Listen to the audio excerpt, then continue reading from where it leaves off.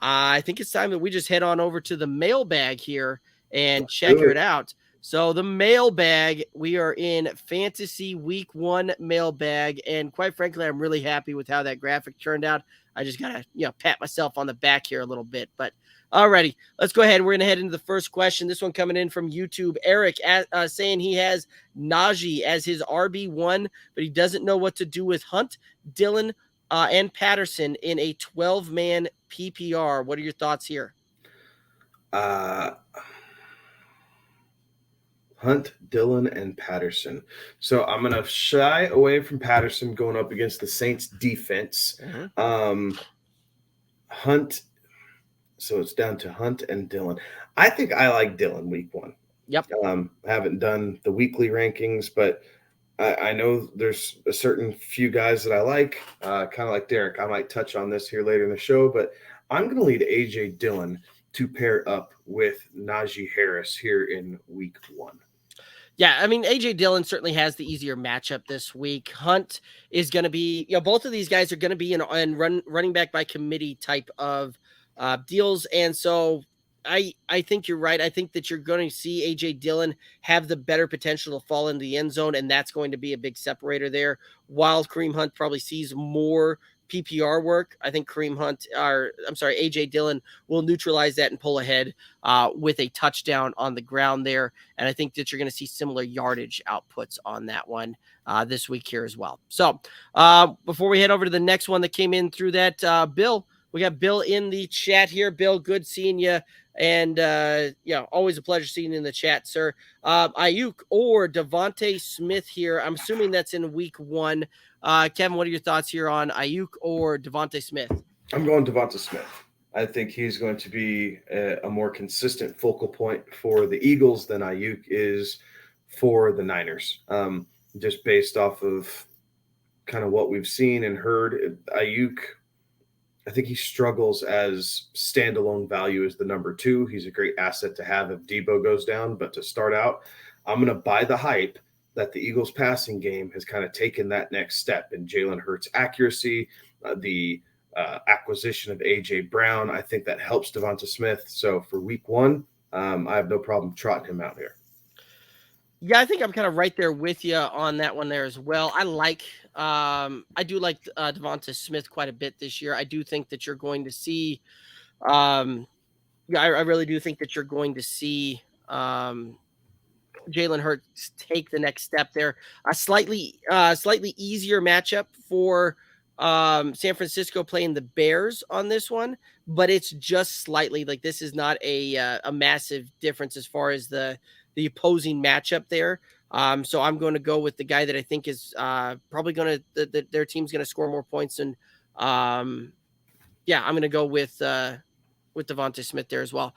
Another question coming in over here on YouTube: Damian Pierce or Gabe Davis in the flex, and it looks like it's a 0.5 PPR.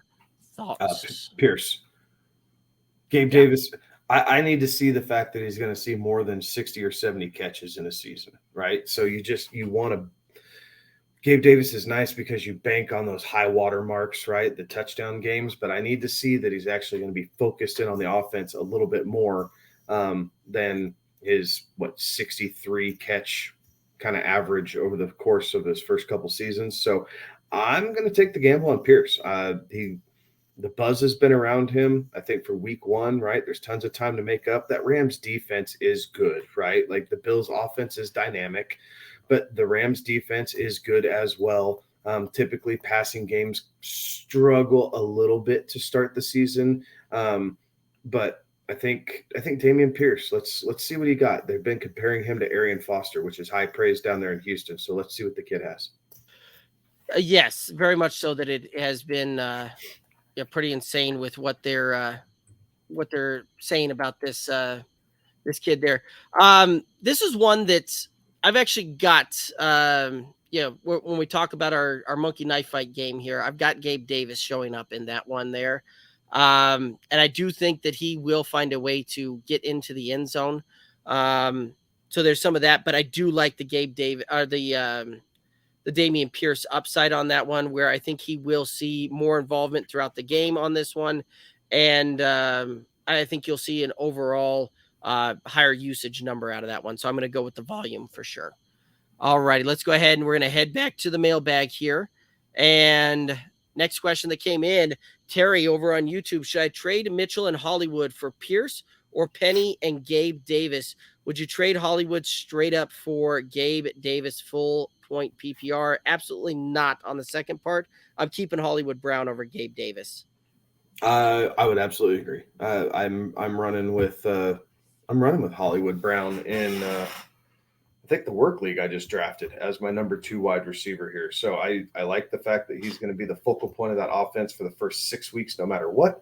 And Kyler and Hollywood already have a natural connection because of their time together. So I don't know that I'm making either one of those trades. Like, instead of trying to get Pierce or Penny, I would be paying really close attention and maybe just picking up Mitchell's backup, right? And I think it's Tyrion Davis-Price is who the long-standing backup's going to be. Jeff Wilson's going to see some run for sure, especially if Mitchell goes down. But I think in the long run, you'll be happier with Davis-Price as Mitchell's backup, but I am keeping Hollywood on my roster. Yes, I would agree on that one. And that's kind of what I'm thinking too. Pierce or Penny are very nice and flashy type of names here. But the problem is that you're going to be in 2 offenses that I think are going to have a hard time ultimately moving the ball on the ground there. And you're going to stall out there to the point where in the second half, you may not see much utilization. Whereas the Niners, you very well could be in control of a lot of those games going through there, and they should have a winning record. Also, another sneaky play for everybody out there, kind of, peeking around there and maybe starting to take a look at waiver wires and starting to flag some guys to keep an eye on. Another guy to keep an eye on is in that Niners backfield is the guy that's actually behind Tyrion Davis-Price there as well. And that's Jordan Mason, an undrafted rookie out of Georgia Tech there. He's a big body guy, and he could see some run there. The Niners have a horrible history with running back injury over the last couple of seasons there. So just not worth adding, not saying anything like that. Just keep a flag on him, keep an eye on him there.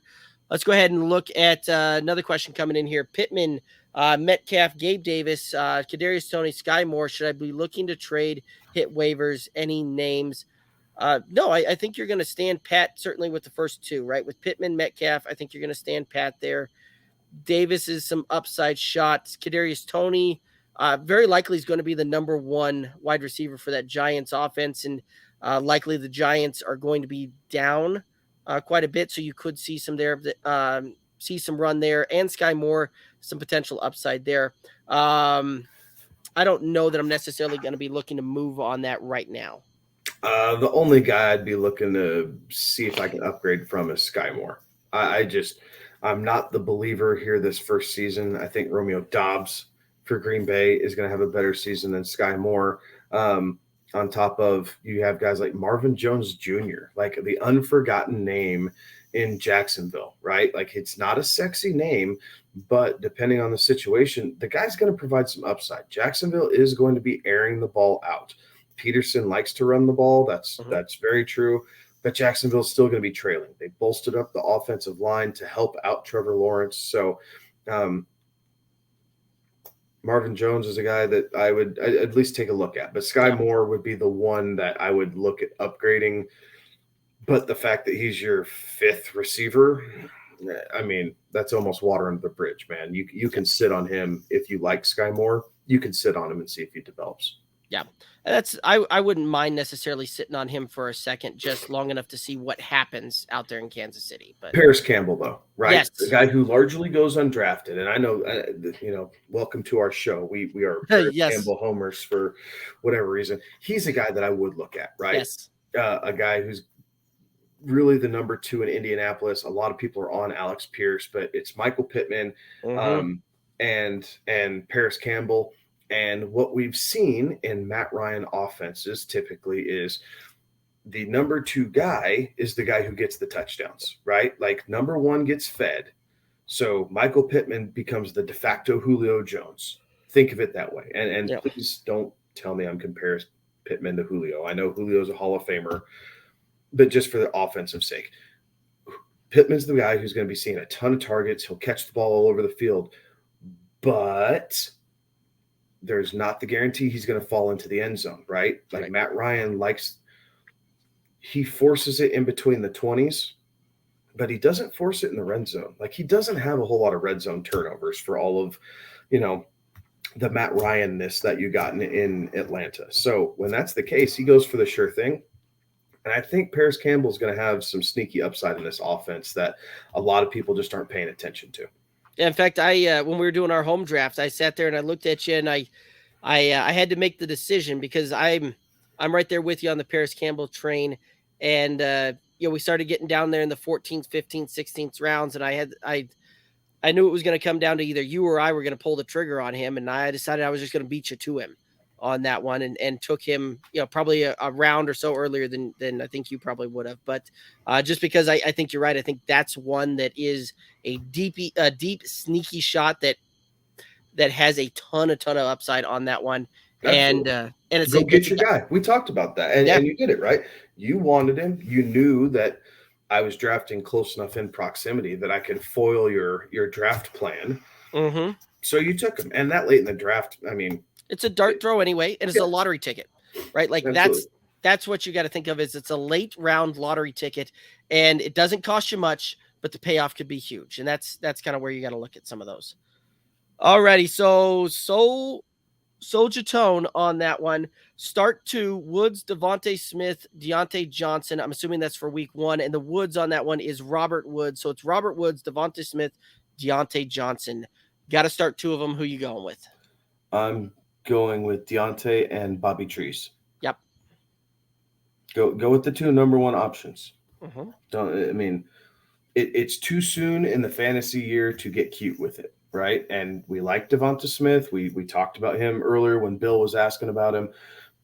But when you have 2 number 1 options like Robert Woods and Deontay Johnson, Devonta Smith, as good of a player as he is, he's still second, possibly third fiddle some weeks in Philadelphia in a team that really does like to run the ball. They ran the ball, 55% of the time? Like they're one of the teams that were heavier on the run. A lot of that was because of Jalen Hurts. But, we expect the passing game to be more prevalent, but there's no sense in getting cute in week 1. Start your number 1 players. Exactly. Jeff, I see your question here. I'm gonna acknowledge it, and then I'm gonna tell you that we've got a question coming up almost exactly like this already queued up here, and we'll get to this part when we get to that part. But Jeff's saying that he waited on tight end and walked away with just Hunter Henry, looking like he may have to stream tight end as the season progresses. Agreed, or is Henry a legit tight end one? We'll get to that one here when we get to that one. Because I've already got one queued up for almost the exact question. So we will get to that one, I promise you. All righty. So another question coming in. Jimmy over on YouTube. Would you trade Joe Mixon for J.K. Dobbins and Damian Pierce? Mixon and Javonte Williams are my backs. 12 team half point PPR. Absolutely not. I'm sticking with Javonte and Mixon at that point. Co-sign. I think both of us really, really like Joe Mixon this year. Again, I drafted him in the home league. I also drafted him in the work league the next night. I think he has a extremely high upside in this offense. I think we could see him finish inside the top 5 in RBs. Again, I am not a huge believer in J.K. Dobbins. As much as I like Damian Pierce, it's not worth giving up Joe Mixon. Right. And my love for Damian Pierce is well documented all the way, starting back in June. Where I started kind of getting on that train and really riding that one through and going that route. But on our ranking show, on our tier show, I called for Joe Mixon to be the 3rd running back overall to finish the season, right? There's Damian Pierce is, I think, where he was getting drafted early on when you could get him for an 8th, 9th, 10th round pick. He had its incredible upside, and I've got him finishing closer to running back 20 on this season when it's all said and done. And there's a big gap between RB3 and RB20 on that one. So no, I am standing pat with Joe Mixon on that one pretty easily. All right, next question coming up. Mr. Mars over on YouTube. Do I start Dawson, Knox, or Hayden Hurst. Week 1 looks like his lineup is Herbert, Jones, Ramondre Stevenson, Jamar Chase, Mike Evans, either Knox or Hurst. It looks like he's got either Julio or JK in his flex, the Bills defense, and Matt Gay, the kicker for the Rams, in his kicker spot. So first of all, I'm going to tell you to start Julio on that one. Unless there has to be I want to see J.K. Dobbins hit the field and play healthy before I'm going to put him in there as a flex, or as an RB1 or 2 on my roster. As far as that one goes, right? You drafted Dawson. You had to have spent much higher capital on Dawson Knox than Hayden Hurst. And while Hayden Hurst has a pretty good matchup there, as far as I think he'll eat and he'll get some targets on this one because he's playing that Pittsburgh defense there. And I could see that getting some run there. Dawson Knox, I think will still get some run on that one. And I'm probably going to take my higher shot on the guy that I drafted higher to start week 1 on this one. Yeah, I'd agree. I do think it's close. I like Hayden Hurst more than most people, but I do think that Knox is the play. Again, week 1, we're not trying to get cute. We need to understand what these guys are going to be doing here in this 2022 season, and how their usage and offensive philosophies are going to kind of break down. So go with Knox. You drafted him first for a reason. Yeah. Absolutely, right? Like you drafted Hayden Hurst as a backup if he catches fire. And we both think that Hayden Hurst will, by a good distance, outperform his ADP when it's all said and done this Absolutely. season. But week 1, it's a lot like week 1's a lot like fantasy playoffs, right? Like don't get cute. You drafted these guys. You felt really comfortable taking that player at that time in that deal. And short of, unless you drafted a month ago, and a lot has changed in that offense. A lot of reports have come out, due to the preseason, due to an injury, things like that. If you drafted recently, take that guy that you drafted higher, right? Like you drafted him with that ADP for a reason. And the other guy that you drafted later, you drafted him later for a reason there as well, right? So stick with your guys and just don't get too cute with it. So let's go ahead and we're going to head over to another question coming in. This one from Kev_91-100. Julio or AJ Green, help me out. I currently have AJ on his fantasy, but Julio just got dropped. That's an easy Julio Jones smash the swap out on the waiver wire for me. Yeah, I think I try and catch lightning in a bottle here. Like I think Julio is going to be pretty active here these first couple weeks as Godwin does continue to try and get back to full strength. Right, the Bucs aren't going to force it, right? The week 1 matchup against Dallas, repeat of the week 1 matchup from last year. That was so fun and entertaining. I think Julio could see some run in that as him and Mike Evans have been the 2 healthy receivers through camp. So I think that's what Tom Brady's familiar with. And I think that's what he's going to go to here against Dallas in week 1. So I would play Julio over AJ Green. Yeah, absolutely. And not only that, I do believe that you'll see kind of just piling onto that as far as Julio, hoopla on this one. Go with Julio. Tom Brady's line up the middle is not near what it was last year. That offensive line got beat up pretty good in this offseason here with some retiring, with some injuries going on there. So Tom Brady is going to be looking to get the ball out quickly. And I think that's going to benefit Julio Jones more than just about anybody else on this one, because I think you're going to see him. They're going to slide him in a little bit there and have him playing a lot of more short and intermediate routes on this one. And he'll be kind of that safety blanket over the middle kind of guy there. So I think there could be some big upside there, especially starting that off until they really make sure that line is solidified there as well. All right, another question coming in from YouTube's Jack Ashmore over there says he went wide receiver heavy this year and effed up because Patterson is now his RB2 because of his mistake. And this one here, I realize isn't much of a question, but it was still enough in there that I wanted to address it just simply from the standpoint that, Cordell Patterson isn't necessarily a bad option to have on your fantasy roster as an RB2. It isn't great. Don't get me wrong, but it's not horrible from the standpoint that if you went wide receiver heavy and if you pulled that strategy off and you did that very well, there's somebody else in your league that is running back heavy and wide receiver light. So there's no reason that you couldn't take one of your heavy wide receivers and go out and get a running back too. on it. Like you can make some of those moves, you can make some of those trades. There's enough value out there as well. Like Darrell Henderson is a guy that a lot of guys didn't look at, didn't pick up, was going in the 11th, 12th round a lot of times. And that's a guy that I think is going to have a pretty good season overall. And he's going to get more work than I think people think of. So that could be a guy you go get with some depth. And then you could look at potentially targeting some other, like a Rashad Penny type of player there and see if you couldn't acquire him as well. Yeah, I think that's an option. Kenneth Gainwell is another option there for the Eagles.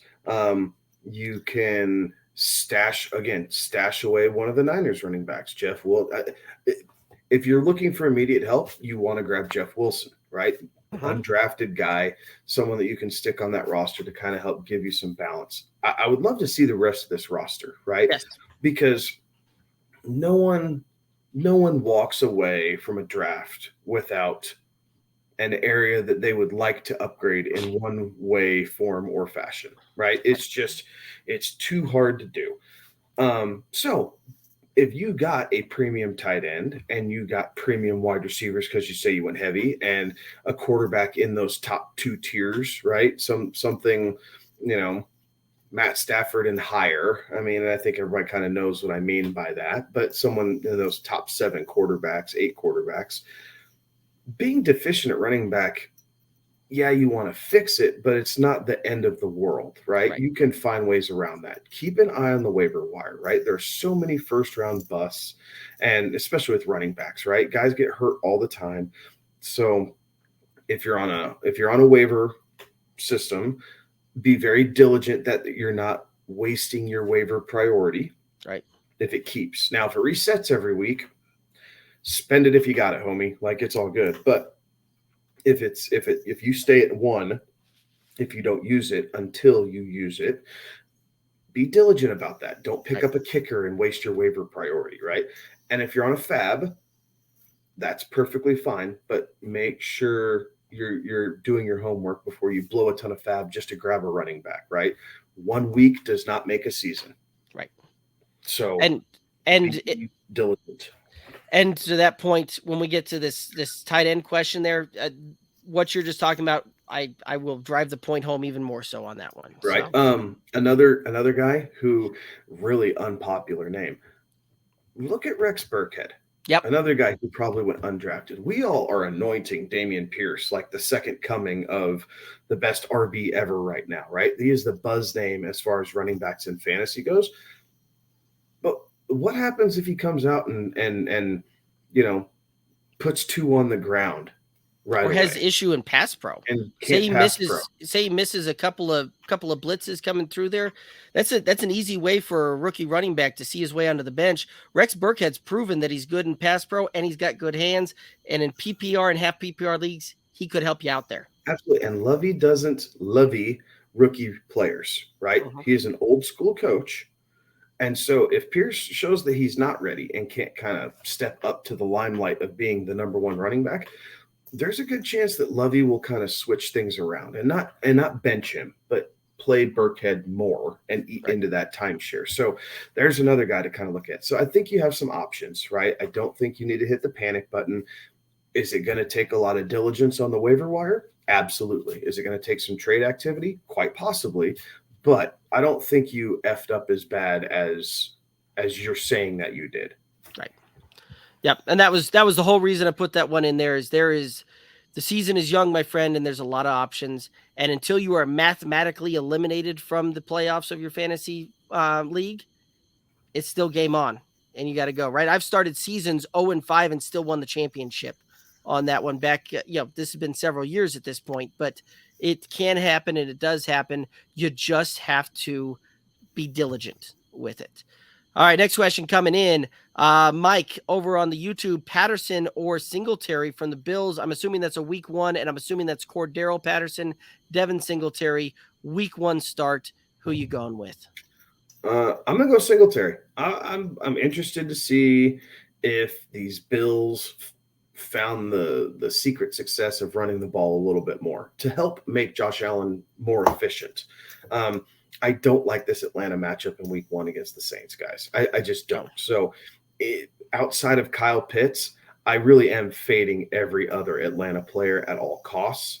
Now, like the guy before, if he's your RB2 and you got to play him, you got to play him. That's just the shakes of it. But in this situation, I'm playing Singletary. Yeah, I would co-sign on that one as well.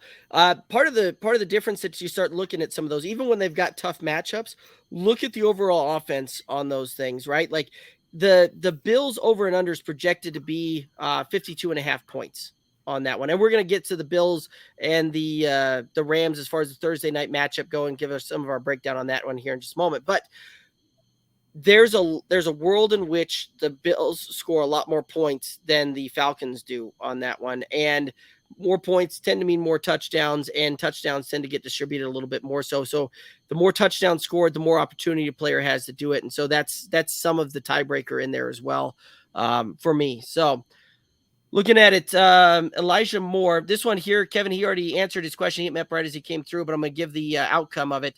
On the Elijah Moore video, he was asking, should he trade Russell Gage for him straight up? I told him to tune in, and he told me that he made the trade already, and what he got for it was Cortland Sutton for Russell Gage straight up, and then asked if he made a good trade, and I said, absolutely. Yes. Yes. Kudos to you. Yes. Getting Cortland Sutton for Russell Gage is damn near highway robbery before the season even starts. So Good on you. I really like Sutton. I think he's going to finish top 15. I was just looking at our home league roster right here. I know it's hard to see, right? But I have Sutton, and he's and you got him late. I got him late. I got, especially in a home league based in Colorado, right? All of us Colorado guys, and we've moved around, but getting Sutton in the 9th for our home league is absolutely ridiculous because Judy went 3 or 4 rounds earlier. Yeah. So I felt I got a hell of a deal on Cortland Sutton. So I'm running him and Jefferson as my 1-2 at the moment here at receiver. Absolutely. Alrighty. So we did have a question coming in over on the YouTube as well. Tyler saying thoughts on Montgomery. Thoughts on Montgomery are yes. Absolutely just yes on that one for me this season. He's got the easiest running back schedule out there. He's going to see a ton of volume. Just yes. He will do good for you. Cosign. Yep. So, Tyler, I don't know if you were looking for, much more deep analysis on that one, but we're both fans of David Montgomery this year, and he should do well for you. Terry chiming in there. Terry, welcome in. I got to your question a little bit ago on the live stream there as well. Good seeing you in here. Glenn over on YouTube asking thoughts on Javonte Williams. What do you think here? I think you're going to see like a 65-35 split, leaning towards Javonte over Melvin Gordon. He's another one of those young, sexy names in fantasy, right? Like I want to see how it looks in this Nathaniel Hackett offense. I know that he wants to run the ball. I trust that Russell Wilson will put him in good position to run the ball. This is his season for the taking, right? This could be a big breakout season for him. I love the way he runs. I love that he's aggressive. I love that he always fights for those extra yards, that he's falling forward, right? I am hoping that he gets his red zone opportunities and they don't just turn around and hand it to Melvin Gordon. Melvin Gordon is a proven commodity inside the 5-yard line, so it is hard to go away from that. But I want to see Javonte develop in that aspect of his game as well. So I really like him. If you got him as your RB2, I think that's a very good choice. He's absolutely going to finish inside the top excuse me, inside the top 20. So I think you'll be happy with that as the season goes on. Absolutely. Yeah. Javonte is going to do very well. I've got him right around 1,000 yards on the ground there. I think he will take over the passing work on this one, but the red zone does scare me a little bit. And I think that he is going to have some of his ceiling capped a little bit on this one, because where do running backs see a ton of wear and tear? Where are they hit constantly? Where the hit's harder at? It's down inside the red zone. And I think that you'll see the Broncos roll Melvin Gordon out there more so on that one and save Javonte for down the road a little bit, especially with them having that young nucleus there and being able to be kind of in the window that they're in there. So I could see that one there. Terry, yes, we did answer your question earlier. You had the trade question, the two-parter. Should you trade Elijah Mitchell and Hollywood? Those questions. We said no, we would not trade either one of those ones. We would stand pat with your roster on that one. Jeff asking, Kyler is my QB. Am I doomed? No, I think You're great until the playoffs. Yep. Yep. But I think Kyler will still be all right there, right? Like, this is one of those, Kyler's had late season injuries on this one. But Kyler getting DeAndre Hopkins back in the back half, that should help you out there as well. Glenn did say that Devonta is his running back too. Terry said that he ended up trading Mitchell and Hollywood for Penny, Pierce, and Gabe Davis. His bench consists of Gibson, Edwards, Stevenson, Penny, Pierce, Gabe, and Bateman. That's not a bad bench that you have there. I kind of like the upside that you would have gotten with Hollywood over Gabe Davis, and I think that I like the running potential with Mitchell more than. I think you're going to end up playing Bateman over Gabe Davis a lot, just because I do think that he's going to see a ton of targets from Lamar this year. So other than that, you're probably going to be playing a little bit of just carousel, which isn't a bad thing, but it's just something that you're going to have to be mindful of this season, right? Plugging the right running backs in. Gibson, cross your fingers and hope that he has a really good start to the season, like the first 2-3 weeks. Yes. And then check back in with us, because I'm probably going to tell you to try and unload him, but things could change. Yeah. I mean, who knows? He may show up well enough that he kind of earns himself out of the doghouse that he's put himself in here over there in Washington, but it's going to take some heavy work here to start the season, I do believe. Kevin, this was the big one that came in on this one. And this was in reference to Hunter Henry. So I know that we had some questions earlier about Hunter Henry. Jeffrey in the chat had these questions here as well, but Hamlover17 over on YouTube. This was in response to, Hunter Henry being his only tight end and everybody else in the league going tight end heavy. So he said that it's bleak. He means some guys have 3 tight ends on the roster. Waivers are guys like Gerald Everett, Tyler Conklin, Noah Fant. How do you effectively call your shot on tight end streaming week to week? What are you looking for? It seems like these lower tiered tight ends, you're happy if they catch a TD and you're sad if they don't. TDs are really difficult to protect with these role players. Do you guys maybe have a video on that? So I'm going to answer the very last question. No, we don't have a video on that, but we'll answer kind of your question here, as well as the fact that going on our website tomorrow, there will be an article kind of walking through some of the research and analysis that I'll break down here a little bit on this one here as well. But Kevin, what are your thoughts and what do you kind of look for? So Hunter Henry, let's start there, because we also had Jeff that had the question. He's only tight end on the roster. Is it time to hit the panic button? No, God, no. It's not time to hit the panic button. It's okay. You waited on tight end. This is the decision that you made, and now we're just going to move on and adjust with it. Having Hunter Henry isn't a bad option. I don't love him this week against the Dolphins, not to put salt in your wound, but I don't love him against the Dolphins this week. But the Broncos have been historically bad against the tight end, and now Noah Fant, a guy that used to play for them, they're going to be going up against. I think Gino's going to be dumping it off to Noah Fant a lot, so I don't mind that as an option. Tyler Conklin is a great sleeper candidate for tight end.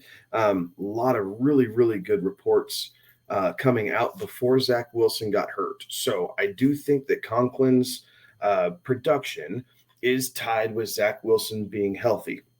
So maybe week 1 isn't the option for Tyler Conklin, but as you see the Zach Wilson thing, it's still up in the air whether he plays or not. And as Wilson gets healthy and back in the swing of things, I expect Tyler Conklin to be a much larger part of this Jets offense than anybody realizes. Another name out there that may or may not be on your waiver wire is David Njoku. Yep. Or Harrison Bryant. Harrison Bryant, yeah. Njoku specifically, I really like here to start the season. Jacoby Brissett loves feeding his tight ends. So I think outside of Amari Cooper, Njoku's probably going to see the second most targets on that team here for the first few weeks until the rest of the receiving core really establishes themselves. I think that Evan Ingram is a possible name that might still be on your waiver wire as well, because it's Jacksonville and people love to hate on the guy. I think he's another guy that could see some decent production week in and week out. So it is not doom and gloom. I think there are some options here.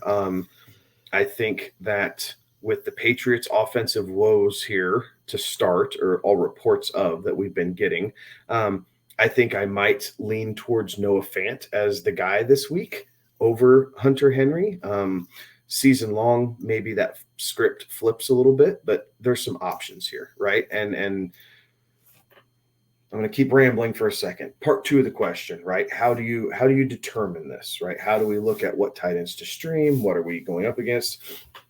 So the long answer is, there is a lot of homework involved, right? You're looking at, opposing teams' defensive statistics against tight end, right? PFF does a lot of stuff and a lot of breakdowns about this. And yes, you pay for their service, but if you're willing to invest in your fantasy football in general, it's a great tool to use, right? There's some other tools out there that work just as well.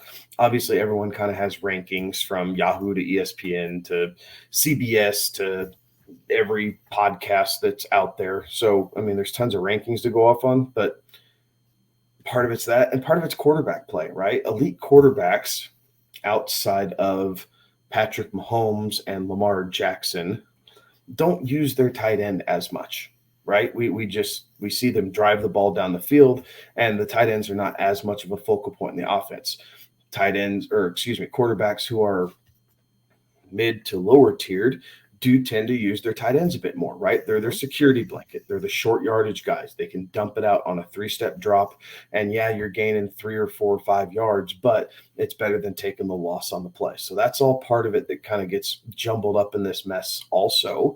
And things become more clear after the first 2, 3, 4 weeks of the season, because you see offensive philosophies and you can start to pick up on trends. So kind of a long-winded answer, but there is a lot that goes into figuring out what tight ends to stream on any given week, and is what you have on your roster a better or lesser play than what's on the waiver wire that you can pick up and kind of bounce back and forth between. Absolutely, right? Like knowing the matchups, right? A couple of years ago, it was a real easy thing to stream tight ends. It was whatever tight end was playing the Arizona Cardinals defense that week, that was who you did. It was 2 years ago, but like it was crazy. The Arizona Cardinals were giving up, on average, like 5-6 more points per game than the league average to opposing tight ends there. So you'll see some trends start making their way through, especially when you start doing some of that homework on those things to help do that. But here's some interesting statistics. So I started doing some homework on some of that stuff there. And 56 tight ends last year finished inside the top 12 on a week-to-week basis, right? 56 different tight ends there. And the large majority of those were off the waiver wires. So when you go out and you draft some of these premium tight ends, right? The Mark Andrews, the Travis Kelce's, the Pitts, the Wallers, the Kittles of the world, right? You are typically drafting more of a set it and forget it type of tight end. You're drafting those guys at a premium to try and just be a little bit more consistent at the position. And realistically, even the last couple of seasons, right? Last year, Dalton Schultz finished as tight end number 3 on the season. He was undrafted to start the season. Year before that, Robert Tonyan was finished tight end, I believe, number 3 again, undrafted. The year before that, Darren Waller finished tight end number 3 on the season. Guess what? He was also undrafted. So those, you have a steady trend of being able to pick up a light tight end and be able to do that. Right now, some of that comes down to, what does the opportunities look like? What does that offense look like? So doing some of that homework on that, seeing what quarterbacks have a tendency to check the ball down more so than quarterbacks that tend to drive the ball down the field, right? So, guys, there's a big reason that Kevin and I both just mentioned David Njoku and Harrison Bryant. And that reason is Jacoby Brissett. Jacoby Brissett is a quarterback that will check the ball down far more than he does drive the ball down the field. He is the starting quarterback in Cleveland the first 11 games. So do not be surprised if you see those tight ends get a lot more volume than you would necessarily expect out of that one. So again, I got an article coming out tomorrow on that one that'll be up on the Good Old Boys website that'll dive even deeper into some of those other stats and some of those other things there as well. So Jeff has a last question. He says, drop Sky Moore for Hayden Hurst, tight ends Hunter, wide receiver core is Pittman, Mike Williams, DK, Tony, Sky Moore. I don't think you necessarily need to make that move yet. Hayden Hurst will still be on the waiver wire here. Probably the next couple of weeks would be my guess on this one. He's going to be a guy that you can probably stream week to week on that one. So I don't know that I'm necessarily going to go full on that one yet. I think no. I mean, you've got the depth of wide receiver you could do. I think I would. Like if Hurst is the guy that you've identified and you want a piece of that Cincinnati offense, I think Hurst is going to be more relevant in the first half of the season than Sky Moore is, right? Sky Moore might have one game where he, goes rough shot and has, even 86 yards and 2 touchdowns, but most likely he's going to be doing that on your bench, right? Like you're not going to start Sky Moore over Pittman at any reason. You're not going to be starting him over Mike Williams or DK. So he's a nice piece to have for bye weeks, sure, but the wide receiver is so deep you can kind of stream in and out of that. So I'm okay with making this right now just because you have enough depth at wide receiver. You don't need a rookie guy. Yes, it's Kansas City, but I just don't see the target share going to Sky Moore. Like you're going to be very touchdown dependent on him anyway. You're probably going to need Hurst as kind of that counter to Hunter Henry more often than you're going to need Sky Moore over DK Metcalf. Yes. Okay. You talked me into it. Let's do it. Panthers defense or Browns or Titans defense versus the Giants. As Flexi would be playing Jalen Waddle over Dodmans, Edmonds, Ayuk.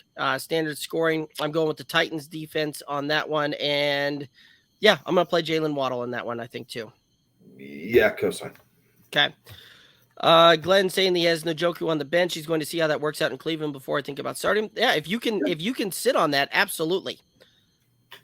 Ray Gamer, rest of my lineup is set with Stafford. So this is back into that defensive question. Rest of the lineup set with Stafford, Adams, Pittman, Eckler, Williams. Kicker is Nick Folk for now, but Dustin Hopkins, Jake Elliott, and he'll keep his eye on Rodrigo. Yeah, I mean, the kickers are a streaming thing for me anyway, so it just kind of. I'd rather have Dustin Hopkins than Nick Folk. There you go. Go with that one there too. Alrighty. Ray Gamer saying he subbed to last season. Nice to see you guys have been doing again. Hope you've been doing good. Ray, we can't complain. Thanks for tuning in. Always a pleasure seeing y'all in the chats, especially show to show on this one. Thoughts on Brait as a sneaky week 1 stream? Yeah, I don't necessarily mind that one. I don't know. I think Julio is going to get more of the targets that folks are expecting, kind of the vacated Gronk targets there, but Brait could easily be a sneaky tight end stream. I would rather, if you're going to do that, I'd rather do it for DFS than I would for season long. Yeah, I think so. Mo Ali Cox is a guy I think I'd actually rather, if I'm going to stream that one, Mo Ali Cox is probably a guy I'd rather go over Cameron Brait week 1. Easier matchup, all that kind of stuff.